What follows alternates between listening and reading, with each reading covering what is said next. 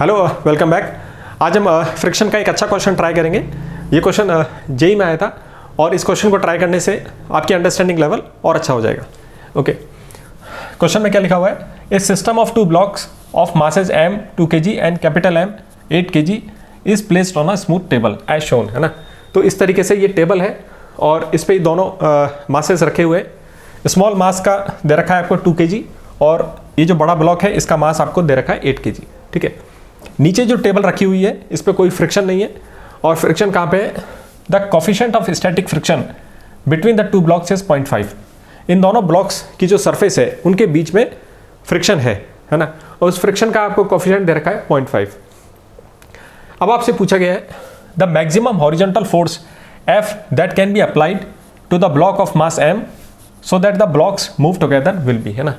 हम आप ज़्यादा से ज़्यादा कितनी फोर्स लगा सकते हो नीचे वाले ब्लॉक पे कि ये दोनों साथ मूव करें, यानी कि आपको इनको साथ मूव करवाना है और कितनी ज़्यादा से ज़्यादा फोर्स कर सकते हैं अपन, है ना। कितनी ज़्यादा से ज़्यादा फोर्स लगा सकते हैं कि ये साथ ही मूव करें, है ना। ओके, तो इस क्वेश्चन को आपको ट्राई करना है और उसकी थोड़ी सी तैयारी कर लेते हैं। ठीक है, ओके। पहले तो आप ये देखते हैं कि नीट में किस तरह के लेवल के क्वेश्चन आते हैं।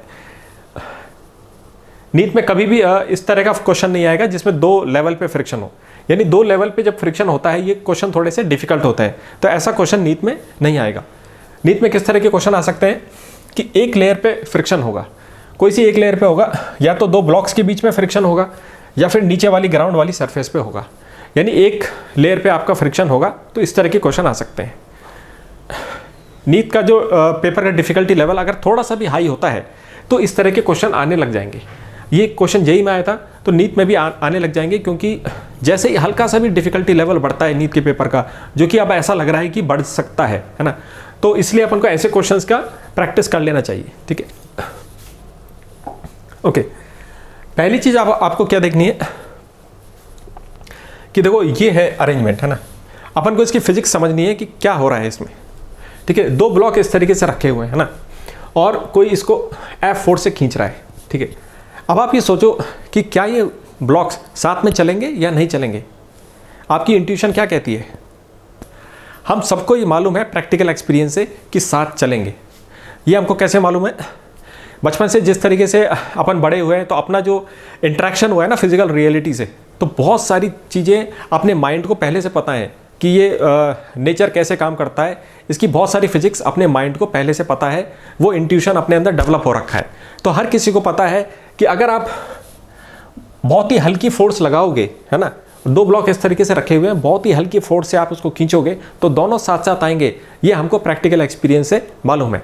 यानी आपको पता है कि दोनों ब्लॉक साथ में चलेंगे अगर मैं बहुत ही कम फोर्स लगाता हूँ, है ना। बहुत ही अगर आप कम फोर्स से स्टार्ट करते हो तो दोनों ब्लॉक साथ में चलेंगे, ये हमको मालूम है ना। ओके, तो है ना, अब आपको ये भी मालूम है और आपको ये भी चीज़ मालूम है कि अगर आप उसको एक झटके से खींचोगे तो साथ नहीं चलेंगे, ऊपर वाला ब्लॉक गिर जाएगा, है ना। अगर आपने एकदम से झटके से खींच लिया बहुत तेज़ी से तो ये साथ में नहीं चलेंगे, ऊपर वाला गिर जाएगा, है ना। यानी कि आपने फोर्स को धीरे धीरे बढ़ाया तो साथ में आएंगे, फिर थोड़ा और फोर्स को बढ़ाया तो भी साथ में आएंगे, लेकिन धीरे धीरे एक लेवल ऐसा आएगा जब आप फोर्स की वैल्यू ये वाली बढ़ती जाएगी तो एक लेवल ऐसा आएगा उसके बाद ये साथ नहीं चलेंगे। अपन को धीरे धीरे इसको मैक्सिमम करना है और वो मैक्सिमम वैल्यू पता करनी है फोर्स की कि कितनी ज़्यादा अपन मैक्सिमम वैल्यू लगा सकते हैं कि ये साथ चलने लगे, है ना। तो यानी एक क्वेश्चन में अपन को क्या पूछा गया है कि दोनों जब साथ चल रहे हैं उस वाली कंडीशन से अपन को काम करना है ना। आपको ये मान लेना है कि दोनों साथ चल रहे हैं और उस कंडीशन के हिसाब से अपन इस क्वेश्चन को सॉल्व करेंगे। ठीक है, तो है ना, आपने मान लिया कि ये दोनों साथ चल रहे हैं, ठीक है ना। अभी बहुत कम फोर्स लग रही है और ये दोनों साथ चल रहे हैं। अब जब ये दोनों साथ चल रहे हैं तो आपने इसका एक कॉमन एक्सेलरेशन कर दिया, यानी दोनों ऑब्जेक्ट एक ही एक्सेलरेशन से चल रहे हैं, है ना। ठीक है, जब इतना आपको पता है कि दोनों साथ चलेंगे तो अब आप ये भी पता लगा लीजिए कि देखो ये जो फोर्स लग रही है तो नीचे वाले पे लग रही है ना ब्लॉक पे, तो फिर ये ऊपर वाले ब्लॉक को कौन लेके जा रहा है ना। अपन अब नेक्स्ट लेवल पे ऐसे सोचेंगे कि ये जो ऊपर वाला ब्लॉक रखा हुआ है इसको कौन आगे लेके जा रहा है है ना। अब आप ऐसे सोचिए कि इसको कौन आगे लेके जा रहा है, कौन सी फोर्स है जो इसको आगे लेके जा रही है।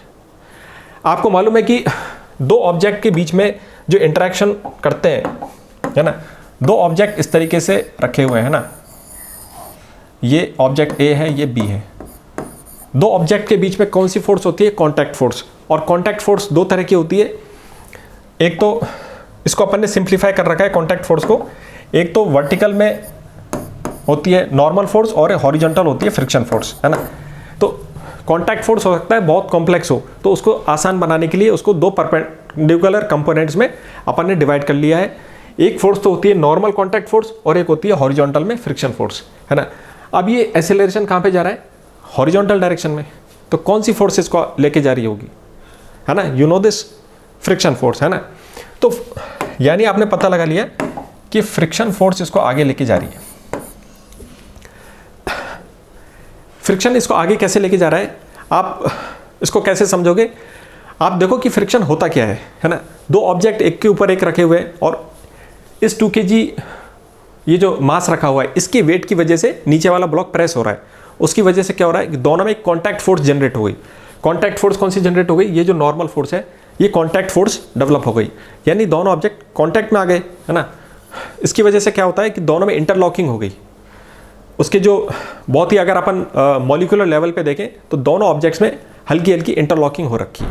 उसी इंटरलॉकिंग को तो आप फ्रिक्शन कहते हो, है ना, उसी इंटरलॉकिंग को ही तो अपन फ्रिक्शन कहते हैं। तो ये कोई आश्चर्य की बात नहीं है कि फ्रिक्शन इसको आगे ले जाएगा। कई बार अपन ये सोचते हैं ना कि फ्रिक्शन तो ये है ना पीछे की तरफ लगेगा या आगे लगेगा या पीछे लगेगा, इन बातों में उलझ जाते हैं अपन। तो अगर आपको फ्रिक्शन की अंडरस्टैंडिंग है कि फ्रिक्शन होता क्या है, फ्रिक्शन बेसिकली वो इंटरलॉकिंग ही तो होती है, यानी दोनों ब्लॉक हल्के हल्के जुड़े हुए हैं आपस में। तो ये कोई आश्चर्य की बात नहीं है कि फ्रिक्शन इसको आगे लेके जाएगा, है ना। आप इसका फिजिकल मीनिंग समझ गए कि फ्रिक्शन किस तरीके से इसको आगे लेके जा रहा है, ठीक है। तो ये फोर्स फ्रिक्शन इसको आगे लेके जा रहा है और इस पूरे सिस्टम को ये वाली फोर्स आगे लेके जा रही है ना। इस केस में तो फ्रिक्शन इंटरनल फोर्स है तो अपन उस पर ध्यान नहीं देंगे। इस पूरे सिस्टम पे एक एक्सटर्नल फोर्स लगी हुई है, ये एफ, है ना। तो अब आप क्या करोगे, एक इक्वेशन तो आपकी यहां से निकल जाएगी और एक इक्वेशन यहां से बन जाएगी, ठीक है ना। एक इक्वेशन आप यहां से लिख सकते हो, force is equal to mass लिख दोगे, है ना, कितना मास साथ में चल रहा है और एक्सेलरेशन कितना है, ठीक है। एक इक्वेशन आपने यहां से बना ली। एक इक्वेशन आप यहां से बना लोगे कि ये जो फ्रिक्शन फोर्स है इज इक्वल टू, यहाँ पे भी वैसे ही force is equal to M A होता है, तो मास और एक्सेलरेशन आ जाएगा।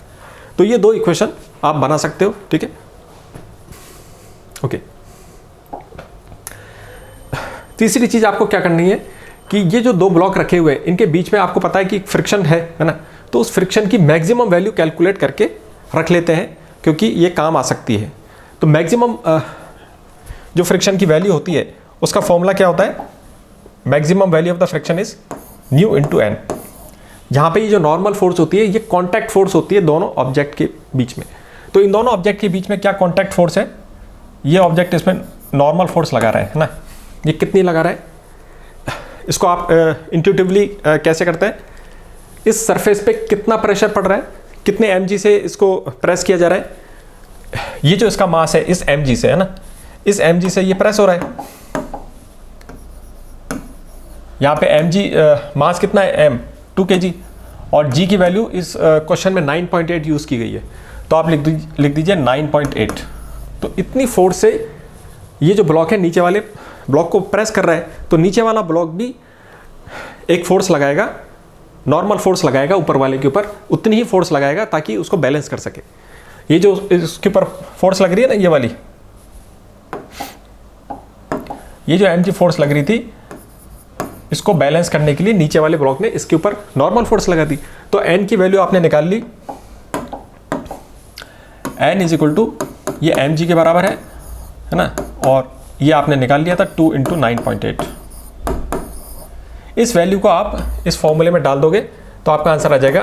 न्यू की वैल्यू कितनी है 0.5 और नॉर्मल की फोर्स आपने निकाल ली यहाँ पे 2 इंटू 9.8, है ना। 2 इंटू 0.5 हो जाएगा 1 हो जाएगा, है ना, ये 1 हो जाएगा, 10 हो जाएगा और 10 पे एक डेसिमल लगेगा तो वो 1 हो जाएगा। तो ये इसकी वैल्यू आ गई आपके पास 9.8 न्यूटन। यानी आपने मैक्सिमम फ्रिक्शन की वैल्यू निकाल के रख ली है ना, ये आपने निकाल के अपन ने रख ली है, ठीक है। अब अपन को क्या करना है कि ये जो फोर्स लग रही थी ये वाली, इसकी मैक्सिमम वैल्यू निकालनी है ना।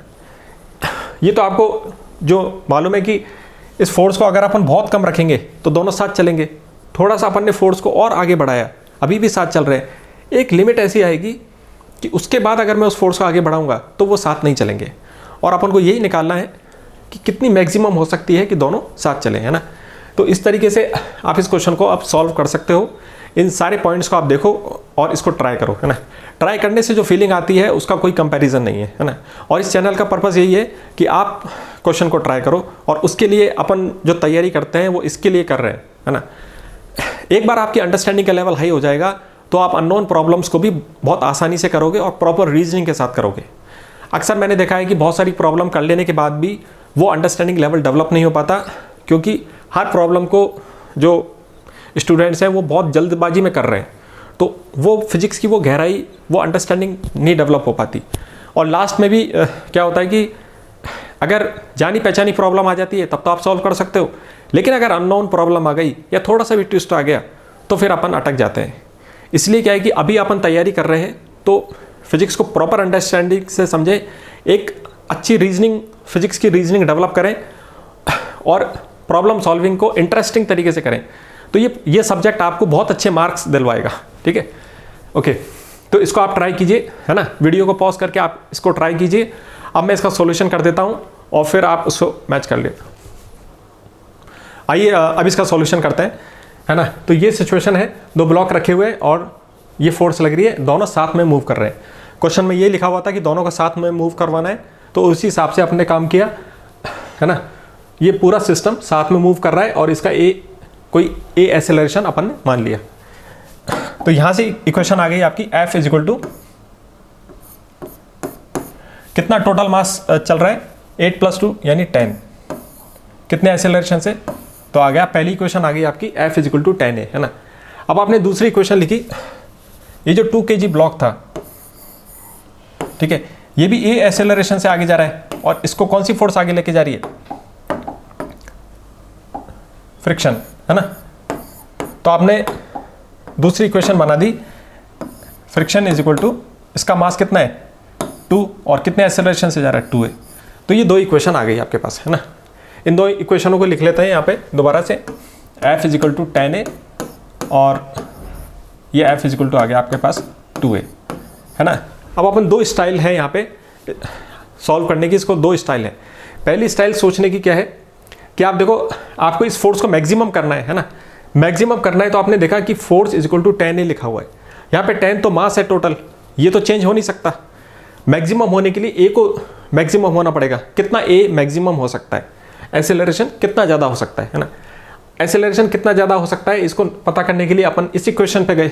यहाँ पे अपन ने देखा कि ये है वेरिएबल F, यानी A को अगर मेरे को ज़्यादा से ज़्यादा करना है तो फ्रिक्शन को मैक्सिमम करना पड़ेगा। अगर फ्रिक्शन मैक्सिमम होता है तो A की वैल्यू भी मैक्सिमम हो जाएगी। फ्रिक्शन की मैक्सिमम वैल्यू आपने क्या निकाली थी, आपने निकाली थी 9.8 निकाली थी, है ना। इस वैल्यू को आप यहाँ पे रख दोगे तो आपका आंसर आ जाएगा, यहाँ पे इसको आप रख दो 9.8 इज इक्वल टू 2A, तो आपकी एक्सेलरेशन की वैल्यू आ गई 4.9, है ना। ये मैक्सिमम एक्सेलरेशन आपने निकाल लिया। इस वैल्यू को अपन यहाँ पे रख देंगे तो 4.9 को आप देखो 10 इंटू ये कितना आपने एक्सेलरेशन निकाला मैक्सिमम 4.9, तो इसको इंटू करोगे तो क्या आ जाएगा आंसर 49 न्यूटन। ये आपका आंसर हो जाएगा, है ना। तो आपने निकाल लिया, है ना।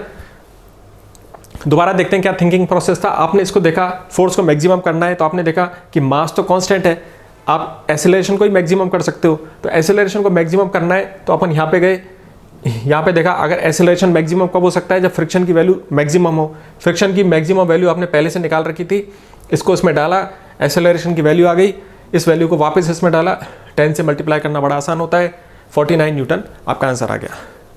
दूसरे तरीके से आप इसको कैसे सॉल्व कर सकते थे, अगर यहाँ से आप देखो एक्सेलरेशन की वैल्यू मैं फ्रिक्शन के टर्म्स में निकालूंगा तो क्या आएगा, है ना। आप देखो इस इक्वेशन से आपने एक्सेलरेशन की वैल्यू निकाल ली a is equal to F/2, है ना, और इस वैल्यू को इस इक्वेशन में डाल दिया तो फिर फोर्स की वैल्यू आपके पास आ गई 10 इंटू, ये a की जगह अपन ने लिख दिया F/2। अब अपन ने सोचा कि फ्रिक्शन को इस फोर्स को मैक्सिमम होना है, तो ये मैक्सिमम कब हो सकती है, जब ये फ्रिक्शन की जो वैल्यू है ये मैक्सिमम हो जाए, और मैक्सिमम वैल्यू आपने फ्रिक्शन की निकाल रखी है पहले से 9.8, तो यहाँ पे आप 9.8 रख दो, 10 इंटू 9.8 को 2 से डिवाइड करेंगे तो 4.9, और ये आंसर आ गया आपका 49 न्यूटन। ठीक है ना, ये आपका आंसर हो गया। तो आपने देखा कि किस तरीके से अपन रीजनिंग फिजिक्स में करते हैं और अपना आंसर आ जाता है ना। इस पूरे प्रोसेस को 1-2 बार आप करोगे, अच्छी प्रैक्टिस हो जाएगी आपकी और कॉन्फिडेंस बढ़ेगा। ठीक है, तो आपका आंसर हो गया 49 न्यूटन, है ना। 49 न्यूटन अपना आंसर हो गया। इसको अगर जी की वैल्यू 10 से भी कर सकते थे, हालांकि क्वेश्चन में डेटा इस तरीके से दे रखा था कि 9.8 से भी कैलकुलेशन आसान थी। ठीक है, तो इस तरीके से आप प्रॉब्लम ट्राई करते रहिए, और यही वो तरीका है जिससे आपका लेवल हायर होगा। ठीक है ना, बहुत ज़्यादा प्रॉब्लम कर लेने से, लेकिन अगर डेप्थ आपकी कम है ना, सिर्फ क्वेश्चन की संख्या बढ़ाने से कुछ नहीं होता है। आप क्वेश्चन को किस लेवल पे सॉल्व करते हो, कितनी समझ से करते हो, उससे आपका लेवल बढ़ेगा, और ये चीज़ आपकी ओवरऑल फिजिक्स की जो अप्रोच होगी ना प्रॉब्लम सॉल्व करने की, वहाँ पे रिफ्लेक्ट होगी। हर जगह आपकी इम्प्रूव्ड अंडरस्टैंडिंग लेवल दिखाई देगा, आपके काम करने के तरीके में, आपके सोचने के तरीके में, पूरा आपका लेवल बढ़ जाएगा।